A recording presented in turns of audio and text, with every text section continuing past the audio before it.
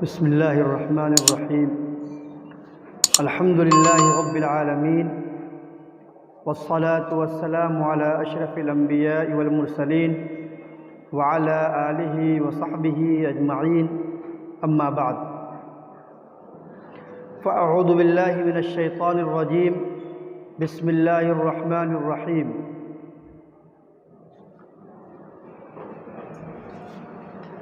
ما لهذا الكتاب لا يغادر صغيرة ولا كبيرة إلا أحصاها ووجدوا ما عملوا حاضرا ولا يظلم ربك أحدا.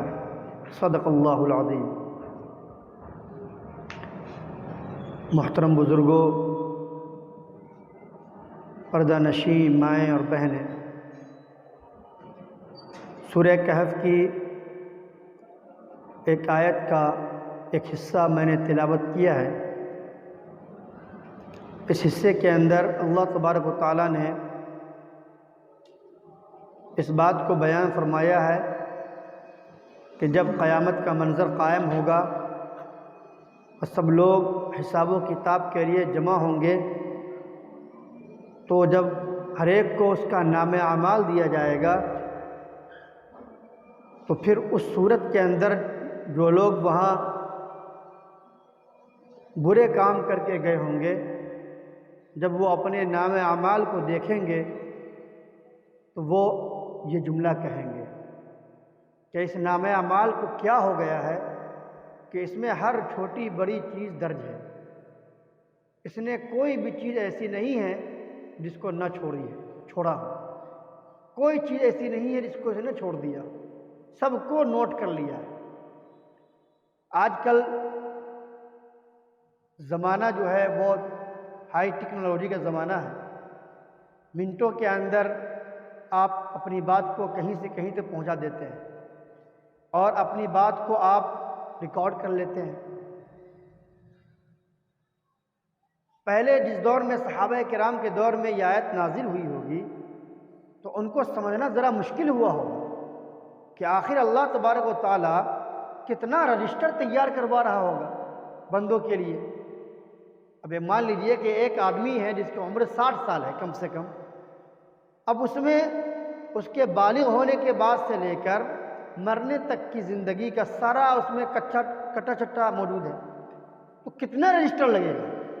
اس میں ایک خانہ نیکی کا ہے، ایک خانہ برائی کا ہے. جو اس نے غلط کام کیے ہیں وہ بھی درج ہے، جو اچھے کام کیے ہیں وہ بھی درج ہے. کوئی ایسی چیز نہیں جو دنیا میں رہ کر اس نے کیا ہو اس کو درج نہ کروایا گیا. فرشتے ایک مقرر ہیں جس کا کام ہے کہ آپ کے اچھائی اور برائی کو نوٹ کرنا. اچھائی والے فرشتے الگ ہیں اور برائی والے فرشتے الگ ہیں. دو فرشتے مقرر ہیں اور فرشتوں کا جو کام ہوتا ہے وہ اس میں لاپرواہی نہیں کرتے، وہ بالکل تیار رہتے ہیں ہر وقت. اس لیے ہمیں چاہیے اپنی زندگی گزارتے وقت کہ جب بھی کوئی کام کریں تو دیکھ لیں کہ ایسا تو نہیں ہے کہ ہمارا وہ فرشتہ لکھ رہا ہے جو برائی کرنے والا، برائی کو لکھنے والا ہے. ایسا تو نہیں ہے کہ ہماری زندگی کے اندر گناہ زیادہ ہو رہے ہیں. ایسا تو نہیں ہے کہ ہم حقوق اللہ کو اور حقوق العباد کو پامال کر رہے ہیں.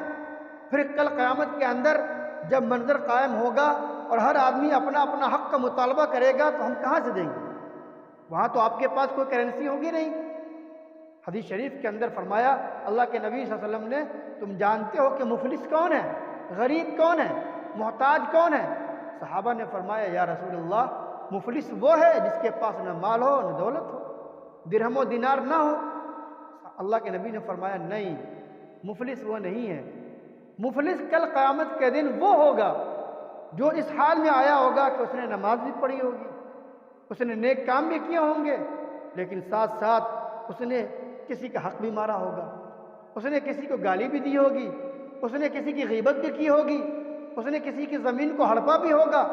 تو کل قیامت کے دن اس کا حساب جو ہوگا ہر حق والے کو اس کا حق دے دیا جائے گا. پھر بھی کچھ لوگ آئیں گے، یا اللہ اس آدمی نے تو میرا بھی حق دبایا تھا. تو اب اللہ تبارک و تعالیٰ ان سے، اس آدمی سے، بندے سے کہے گا کہ اب اس کے پاس تو کچھ بھی نہیں ہے، جتنی نیکی تھی سب تم کو دے دی گئی اس کی نیکی، اب تو اس کے پاس کچھ نہیں ہے. تو پھر اللہ کا حکم ہوگا کہ اس آدمی کی برائی اس پر لاد دو. جس کا مال دبایا، اگر اس نے کوئی گناہ کیا ہوگا اور اس نے کوئی غلطی کی ہوگی، اس کے پاس جو برائی ہوگی تو اس کی برائی کو لاد دیا جائے گا اس آدمی پر۔ اب بتائیے اس سے بڑا مفلس کوئی ہو سکتا ہے؟ گیا تھا نماز لے کر، گیا تھا حج لے کر، گیا تھا تراویح لے کر، لیکن ایک طرف دوسرے برے کام بھی کر کے گیا تھا۔ اس کے سارے حج، اس کی ساری تراویح، اس کی ساری نمازیں، اس کی ساری عبادتیں بیکار ہو گئی۔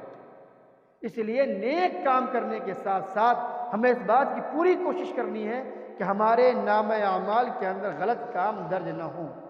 یہ ہمارے اوپر ہے، اللہ نے ہمیں اختیار دیا ہے۔ دو طرح کے حقوق ہیں، ایک وہ حق ہے جو بندوں کے حقوق ہیں، اور ایک وہ ہے جو اللہ کا حق ہے۔ اللہ کا اگر حق ایسا ہے جو توبہ سے معاف ہو سکتا ہو تو آپ اسے معاف کروا لیجیے۔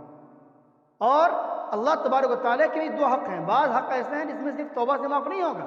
مثال کے طور پر آپ نے نماز چھوڑ رکھی ہے تو معاف کرنے سے صرف معاف نہیں ہوگا کہ اللہ میری بہت سی نمازیں چھوٹ گئی ہیں آپ مجھے معاف کر دیجیے، نہیں، جتنی چھوٹی ہیں اس کو پہلے پڑھنا ہوگا اور اس کے بعد معافی مانگنی ہوگی کہ ہم نے وقت پر ادا نہیں کی۔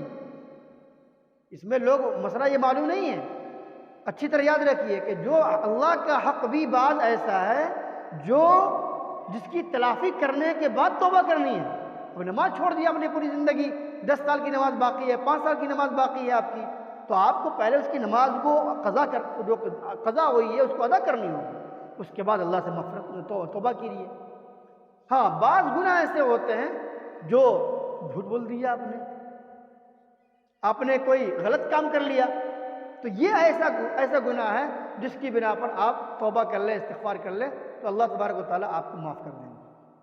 اور ایک گناہ وہ ہے جو بندوں سے متعلق ہے، بندوں کے حقوق کو اگر آپ نے ضائع کیا ہے، ان کا مال دبا لیا ہے، ان پر زیادتی کی ہے، تو آپ ان سے پہلے معافی مانگیے، اور یا ان کا اگر حق ہے تو ان کو حق دیجیے، اس کے بعد پھر آپ اللہ تبارک و تعالیٰ سے توبہ کیجیے، تو انشاءاللہ جو گناہ ہوگا وہ ختم ہو جائے گا، پھر ہمارے نام اعمال میں نیکیاں ہی نیکیاں ہوں گی۔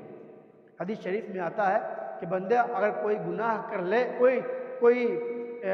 کوئی گناہ ہو جائے بندے سے تو فوراً اس کے بعد نیکی کر لے، وہ گناہ اس کے نیکیوں کو کہتے ہیں، وہ جو نیکیاں ہیں وہ ان کے گناہ کو معاف کر دے گا، مٹا دے گا۔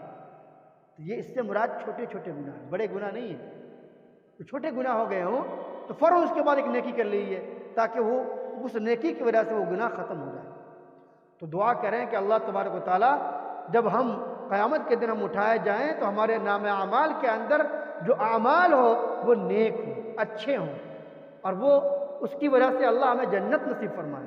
ایسا نہ ہو کہ ہمارے ایسے اعمال ہو جس کی وجہ سے اللہ تبارک و تعالیٰ خدا اگر اللہ نہ چاہے کہ ہمیں ہمارے لیے جہنم کا فیصلہ فرمائے۔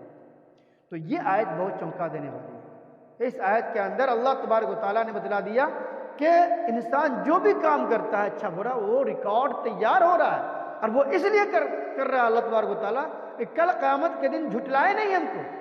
اللہ پوچھے تم نے فلاں تاریخ کو گناہ کیا تھا فلاں سال؟ کہا نہیں ہم نے تو نہیں کیا تھا۔ کہا دیکھو تمہارا رجسٹر بول رہا کہ فلاں تاریخ فلاں منٹ پہ فلاں دن فلاں سال کو تم نے یہ گناہ کیا تھا، یہ رجسٹر میں لکھا ہوا ہے۔ یہ جھوٹ نہیں بول سکتا۔ جب وہ جھوٹ بولے گا، زبان سے بولنے کی کوشش کرے گا، تو اللہ تبارک و تعالیٰ تو ہر چیز پر قادر ہے، اس کے منہ پر مہر لگا دیں گے، پھر اس کے ہاتھ بولنے لگیں گے، اس کے پاؤں بولنے لگیں گے۔ اگر ہاتھ سے گناہ کیا ہوگا تو ہاتھ بولے گا، پاؤں سے گناہ کیا ہوگا تو پاؤں بولے گا۔ یہ قرآن میں موجود ہے، قرآن پاک کے اندر موجود ہے یہ، تو اس لیے وہاں تو کوئی جھوٹ نہیں بول سکتا۔ تو یہ جو ہے اس کا سمجھنا بڑا اب اس زمانے میں آسان ہو گیا ہے کہ اتنا بڑا رجسٹر ہو اور فلاں ہو، اس کو کیسے انسان فرشتے نوٹ کر رہے ہوں گے، وہ کس انداز کا ہوگا اللہ جانے۔ آج کل معمولی سی چپ کے اندر لاکھوں کتابیں موجود ہوتی ہیں، چھوٹی سی چپ ہوتی ہے، آپ اپنے موبائل کے اندر دیکھ لیجیے، ہزاروں لاکھوں کتابیں پڑھ سکتے ہیں منٹوں کے اندر۔ کتنی فائل، کتنے ڈاٹا سیو کیے ہوئے کر رکھا ہے آپ نے۔ یہ انسان کو اللہ نے تھوڑی سی عقل دی، کتنا ترقی کر لیا، وہ اللہ نے کیسا نظام کر رکھا ہوگا وہ ہم آپ نہیں جانتے ہیں۔ اس لیے اس بات پر یقین رکھنا چاہیے کہ اللہ نے جو بات کہی ہے سچ ہے۔ اللہ تبارک و تعالی ہمیں کہنے سننے سے زیادہ عمل کرنے کی توفیق عطا فرمائے۔ وآخر دعوانا الحمد للہ رب العالمین۔